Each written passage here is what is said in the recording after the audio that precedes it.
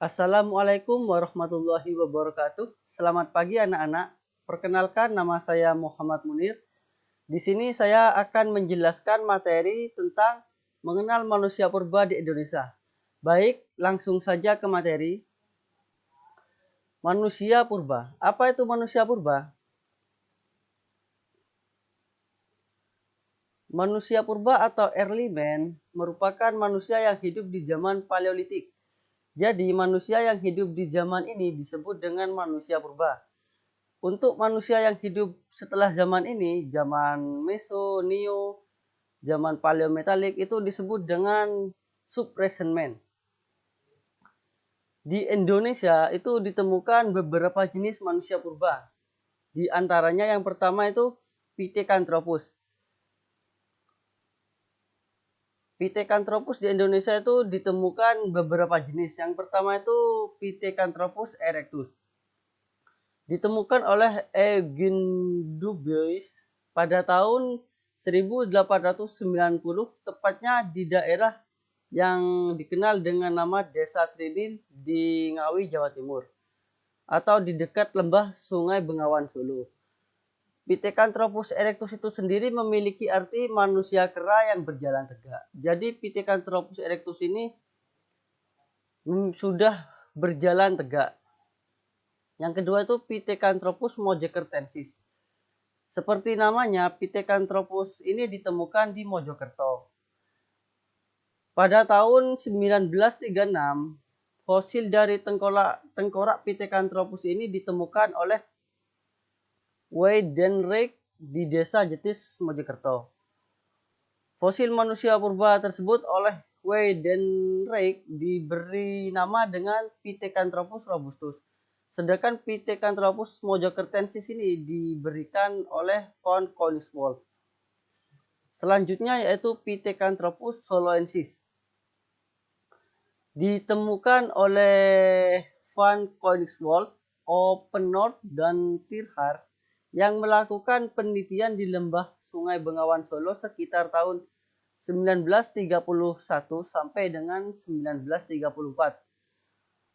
Dari penelitian ini ditemukan penemuan pertamanya itu berupa fosil Pithecanthropus soloensis yang ada di Ngandong, Blora. Pithecanthropus soloensis ini memiliki arti manusia kera dari Solo.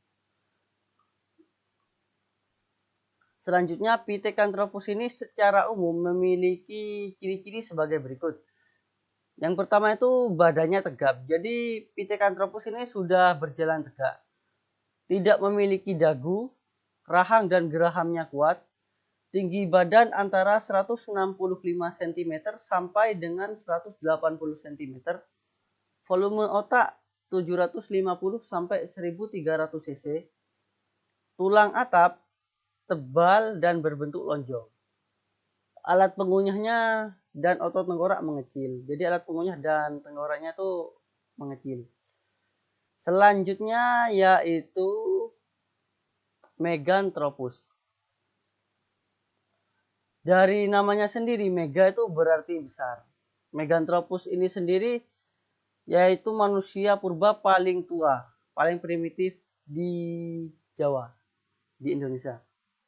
Ditemukan oleh GHR van Koenigswald di daerah Sangiran pada lapisan Pleistosen bawah. Lapisan ini ada pada formasi pucangan pada tahun 1936 dan 1941. Penemuannya itu berupa tulang bagian bawah dan atas. Meganthropus ini diperkirakan hidup pada 2-1 juta tahun yang lalu. Sesuai dengan arti namanya, Meganthropus ini seperti yang Bapak jelaskan tadi memiliki arti manusia purba besar. Mega itu besar dan tertua di Pulau Jawa. Meganthropus ini memiliki ciri-ciri sebagai berikut.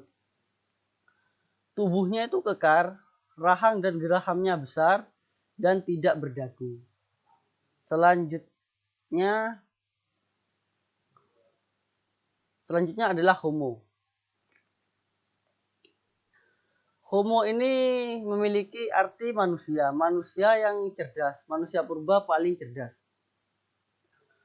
Fosil Homo ini Penemuannya itu diawali pada tahun 1889 ketika Van Richthofen menemukan beberapa bagian dari tengkorak dan rangka manusia di daerah dekat Tulungagung, Jawa Timur. Temuan tersebut selanjutnya diselidiki oleh Dr. Eugen Dubus. Jadi Dr. Eugen Dubus ini banyak melakukan penelitian di Indonesia, salah satunya di Sangiran dan Trinil. Dan menamainya sebagai Homo wajakensis, yang setelah diteliti Homo wajakensis ini masih satu rukun atau memiliki garis keturunan dari ras Australia. Ciri-ciri dari Homo ciri-ciri dari Homo ini sebagai berikut. Badannya tegap, tingginya sekitar 180 cm, memiliki volume otak yaitu 1000 sampai 1300 cc. Tengkoraknya lebih besar dibandingkan Pithecanthropus.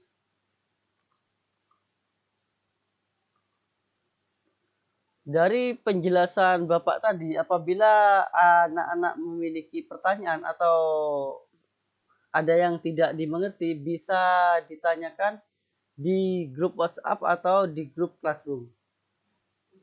Nanti kita diskusikan di sana. Kalau begitu kita lanjut ke materi selanjutnya.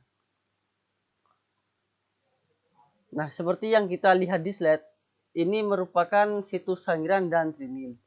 Kedua situs ini merupakan situs yang sangat penting di Indonesia, bukan hanya di Indonesia, juga di Asia.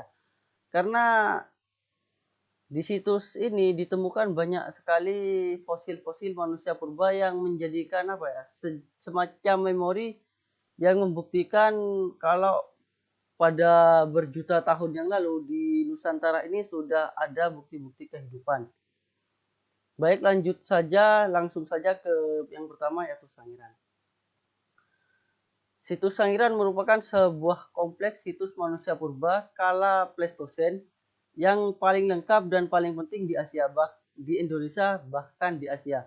Jadi di Sangiran ini ditemukan begitu banyak fosil sehingga situs ini menjadi situs yang sangat penting. Situs Sangiran ini pertama kali ditemukan oleh si Muling tahun 1864 dengan laporan penemuan fosil vertebrata dari Kalioso, bagian dari wilayah Sangiran. Jadi di situs Sangiran ini tidak hanya menjadi bukti evolusi manusia, tapi juga evolusi kebudayaan dan binatang. Karena di sini ditemukan beberapa fosil seperti gading gajah dan fosil-fosil yang lain. Berikutnya yaitu Trinil. Tidak kalah pentingnya seperti situs Sangiran, situs Trinil ini juga menyimpan bukti sejarah kehidupan Nusantara pada berjuta tahun yang lalu.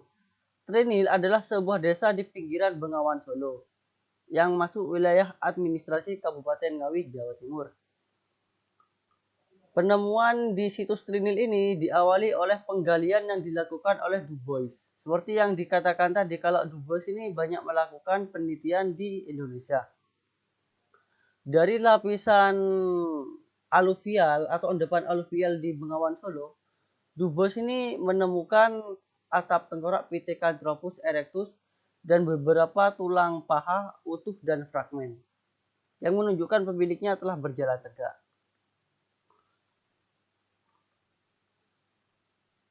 Mungkin itu penjelasan mengenai dua situs penting ini. Di Indonesia sebenarnya banyak sekali situs-situs penting seperti situs Lahat di Sumatera dan banyak sekali. Tapi kedua situs ini bisa dijadikan sebagai sebagai contoh mungkin. Mungkin dari penjelasan Bapak kalau ada yang belum jelas bisa ditanyakan di grup WhatsApp ataupun di Classroom. Oke, selanjutnya kita lihat lokasi dari kedua situs ini. Seperti kita lihat ini merupakan peta Pulau Jawa.